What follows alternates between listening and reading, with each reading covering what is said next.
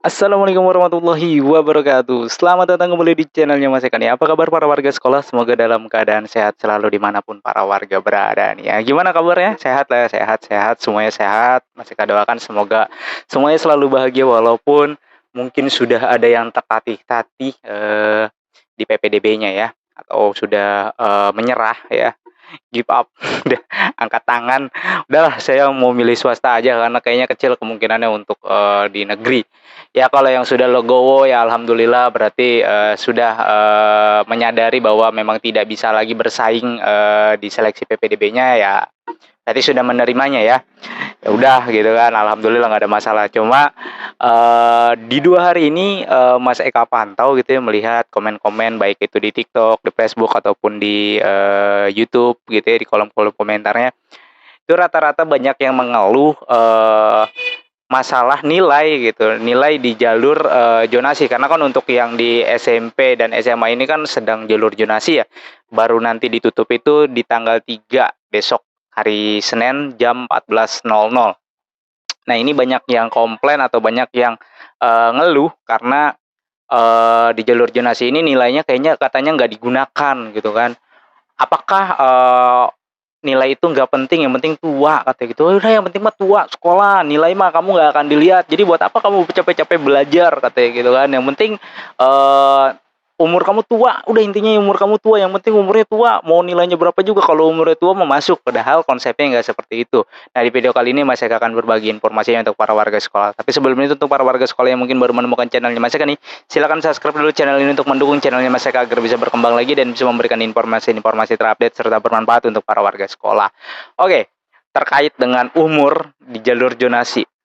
Banyak yang protes nih kayak gini dan juga kayak gini.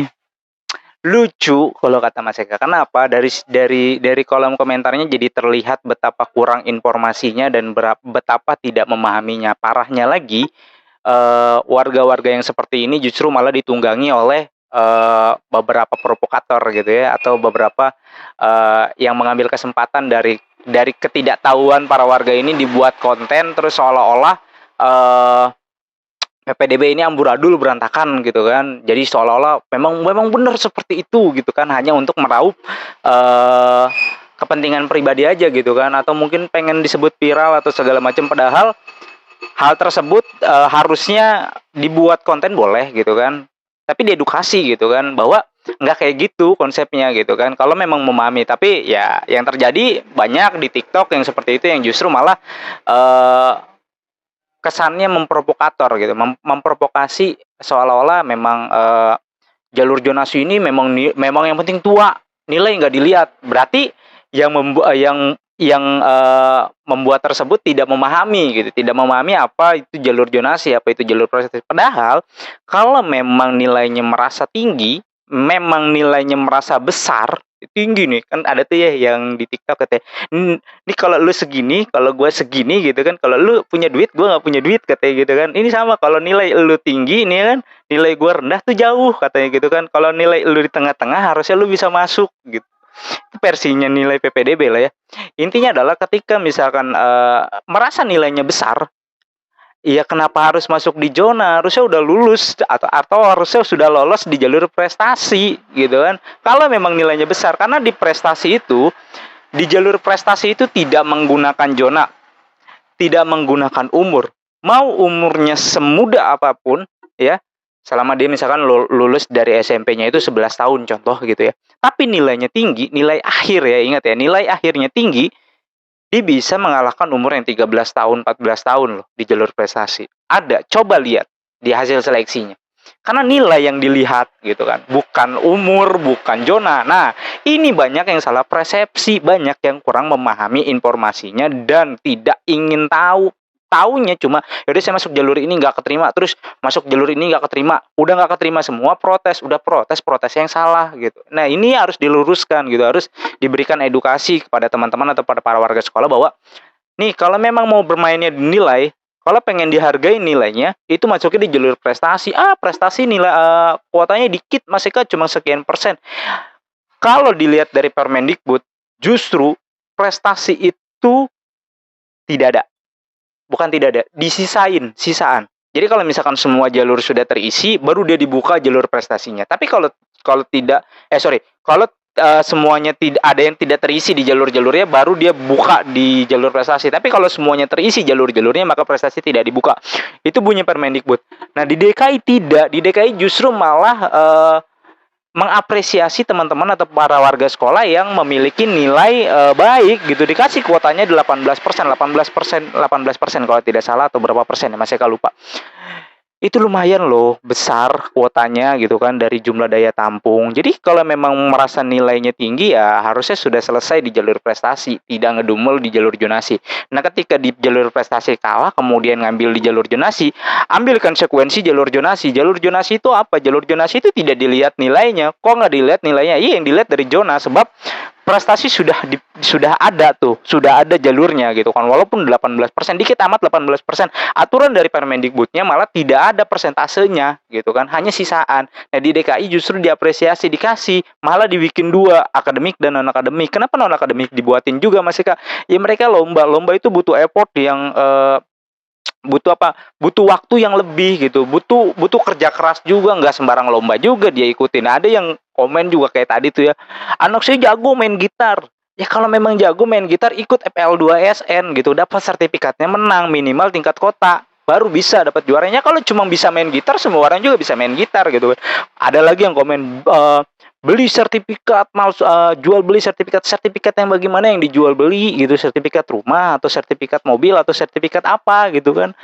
Iya aneh gitu, sertifikat dijual beli sementara yang mengeluarkan dari lembaga resmi gitu, gimana mau jual belinya? Kalau ada silakan, bahkan diundang gitu ya, ayo datang langsung ke posko, nggak usah ke posko sekolah, langsung datang ke posko dinas, kalau perlu Mas Eka anterin nggak apa-apa, yuk gitu kan. WA atau DM ke Mas Eka ini ada sertifikat palsu dari FL2SN atau O2SN gitu kan, atau ini sertifikat palsu tapi ini anak bisa lolos di jalur prestasi akademik gitu, ayo anterin gitu, nanti Mas Eka ketemuin sama petugas posko di sana gitu kan, ayo kita sama-sama, kalau memang bener gitu kan, jangan cuma katanya cuma membuat gaduh doang, udah kurang informasi tapi buat gaduh gitu. Terus kalau udah masuk ke jalur zonasi ya konsekuensinya, namanya jalur zonasi dekat dengan sekolah ya, yang didekatkan dari sekolah. Nah yang di jalur zonasi sebenarnya nanti Mas Eka akan bahas gitu ya. Kalau untuk jalur zonasi memang Mas Eka akuin memang banyak yang harus diperbaiki di jalur zonasi ini. Tapi kalau yang tadi asumsi atau opini yang berkembang bahwa umur lebih tua itu penting daripada nilai, itu Mas Eka rasa kurang ini ya, kurang pas gitu. Kenapa? Karena nilai punya jalurnya tersendiri. Kalau memang merasa nilainya tinggi ya harusnya sudah selesai dengan nilai. Dan banyak kok warga sekolah yang menerima itu ya, saya nilainya rendah ya udah saya main di zonasi. Ketika di zonasi ya sadar bahwa nilai itu tidak digunakan lagi gitu kan. Nah permasalahannya ketika udah kalah di jalur prestasi, kemudian kalah di jalur zonasi, dia ungkit-ungkit kekalahannya dia dengan bicara nilai anak saya besar gitu. Padahal besar, kalau besar udah lolos gitu, udah selesai gitu kan. Sebab yang dilihat kan dinilai gitu kan. Kalau di zonasi nggak akan dilihat lagi nilai, yang dilihat dari zona prioritasnya, kemudian pilihan sekolah dan waktu mendaftar gitu kan. Nilai tidak digunakan lagi di situ. Kenapa nilai tidak digunakan ya? Karena di peraturan permennya juga tidak menyebutkan untuk nilai di situ gitu kan. Nilai sudah punya jalurnya sendiri gitu kan. Zona ini hanya untuk mendekatkan para warga yang jauh dari tempat tinggal yang dekat dengan sekolahnya. Nah permasalahannya adalah katanya kan mendekatkan peserta didik dengan sekolahnya, tapi nyatanya rumah yang berdempetan atau rumah yang dekat hanya dipisahkan dengan jalan aja, dia nggak bisa masuk ke zona 1 ataupun zona 2, malah justru masuk zona 3 yang notabene-nya kalah. Nah ini nanti akan Mas Eka bahas untuk jalur zonasi, kritik-kritikannya gitu. Apakah nggak boleh dikritik? Mas Eka boleh gitu kan, cuma ketika mau mengkritik gitu ya, mau memberi saran, ya ngambil yang bener dulu gitu kan. Ini kan lucu kayak tadi mengkritik atau mengkanter gitu ya bahasanya, atau apalah gitu kan, intinya seolah-olah PPDB ini nilai itu tidak diakui gitu kan, dan itu malah dibuat rame gitu, dibuat rame dalam artian bukan diedukasi, malah justru dikompor-komporin orang seperti ini gitu kan. Nah ini masyarakat atau warga sekolah yang kebanyakan yang seperti ini adalah para warga yang rata-rata itu dijokiin gitu kan PPDB-nya. didaftarin lah sama orang, yang orang tersebut tidak mengerti atau informasi PPDB-nya kurang, didaftarin ketika tidak lolos alasannya, "Aduh maaf Bu, nilainya nggak masuk." Padahal dia salah masukin jalur gitu kan. Ini kayak mau makan, rendang, harusnya kan datangnya ke rumah makan Padang ya, tapi dia datangnya ke warteg gitu kan, yang dikasih semur bukan rendang gitu, nggak akan ketemu, pasti ke warteg atau ke rumah Padang gitu kan, ke rumah makan Padang, "Saya mau minta semur," nggak ada, adanya rendang, pasti udah ditolak seperti itu. Nah ini juga sama gitu kan, saya mau pakai umur tapi masuknya di zonasi, ya nggak bakalan keterima sorry, mau pakai nilai tapi masuknya di zonasi, ya nggak akan keterima, karena di zonasi menggunakan umur, jadi umur yang tua lah yang menang gitu kan. Dan perlu digarisbawahi, setua apa sih? Coba boleh dicek dah. Iya memang masih saya akuin memang rata-rata itu di atas usia, standar ya, kalau misalkan SMP itu standarnya kan 15 tahun ya. Iya, sorry, SMP itu maksimal ada 15 tahun batasannya gitu kan, berarti standarnya kan 12, 13, 14. Ya memang rata-rata di angka 13, 14 gitu kan, mungkin yang umur udah 12 mungkin kalah gitu kan. Nah, umur yang 12 ini merasa terjolimi gitu kan, ya dilihat dari, pertama masuk di SD-nya, apakah umur di SD-nya itu dia umur berapa, makanya jangan terlalu memaksakan nih untuk di SD. Di tahun ini aja hampir rata-rata 7,5 tahun itu yang masuk gitu kan. Sehingga nanti begitu 6 tahun ke depan atau lulus mau masuk SMP-nya pasti rata-rata di umur 13 atau 14 tahun. Kenapa sih, umurnya itu di SD itu tua-tua? Sebenarnya bukan tua-tua, kalau mau dilihat standar umurnya boleh dicek deh. Itu nggak lebih dari 10% umur yang, abnormal masuk gitu kan. Kayak misalkan kayak di SMA gitu, umurnya ada yang 20, 21 tahun. Emang setiap sekolah ada yang 20, 21 tahun, paling hanya tersempil satu 2 gitu kan, tidak semuanya, tidak di general bahwa 20 tahun semuanya masuk, kayak seolah-olah tuh yang dimasukin ke situ tuh umurnya tua semua, enggak, padahal hanya berapa persen sih gitu kan, itu juga hanya diberi kesempatan kepada mereka. Nah kalau memang, umurnya memang belum masuk di 16 atau 17 di kalah gitu rata-rata, berarti ada yang salah pada saat daftar di bawah gitu kan. Karena hampir rata-rata pasti umur 1 tahun atau 2 tahun di atas rata-rata lah gitu kan. Kalau memang umurnya itu rata-rata, harusnya kalau udah tahu umurnya rata-rata, ya berjuangnya di jalur prestasi. Bagaimana cara berjuang di prestasi? Ya nilainya harus dibagusin gitu kan. Bagaimana cara nilainya dibagusin? Ya kerja keras, usaha gitu kan. Eee, Reward-nya atau hadiahnya ya kamu bebas memilih, di sekolah di mana aja menggunakan nilai tersebut. Kalau udah mau masuk jalur zona, ya resikonya udah jelas, udah pasti, umur yang dilihat gitu kan, umur yang dilihat terus zonanya juga. Nah ini zona masih banyak yang salah. Jadi seperti itu ya para warga sekolah, apakah, pintar itu nggak penting? Apakah umur itu sangat penting? Enggak, tergantung dari jalurnya. Kalau memang mau di jalur, prestasi, yang notabene-nya mau sekolah di mana aja bebas, tidak harus terpaku oleh zona, ya gunakanlah nilai gitu kan. Apa mau, tahun besok nilai ditiadakan gitu kan, atau apa mau jalur prestasi tahun besok ditiadakan gitu kan. Jadi anak-anak yang ikut lomba, anak-anak yang punya prestasi, baik itu akademik maupun non-akademik, itu tidak lagi dihargai, apa mau seperti itu gitu kan. Apa mau nih, anaknya para warga sekolah yang sudah berjuang, belajar, mati-matian malam kemudian tidak ada gitu kan, udah kita ikutin aja peraturan dari Permendikbudnya gitu kan, bahwa jalur jalur prestasi itu ditaruhnya, sisaan aja gitu kan, kalau ada bangku kosong ya udah satu aja gitu kan, yang lainnya mah kejun aja pakai umur petua-tua gitu, apa mau seperti itu gitu kan. Nah ini kan, ini sebenarnya regulasinya sudah dibuat gitu kan, sudah, sedemikian rupa udah untuk mengakomodir hampir semua masyarakat, ya namanya kebijakan atau, regulasi pasti aja ada yang nggak seneng gitu ya. Tapi yang jelas kalau, opini bahwa pintar itu nggak penting, yang penting tua, tidak benar ya.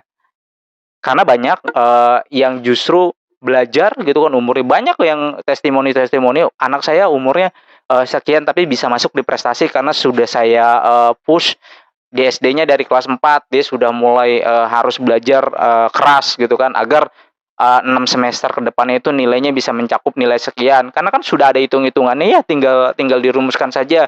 Terus yang di SMP juga sudah demikian, di SMP begitu masuk di SMP dia harus, belajar, keras kemudian, ikut organisasi agar bisa mendongkrak nilai akhirnya. Begitu juga dengan yang mau masuk ke SMA gitu ya.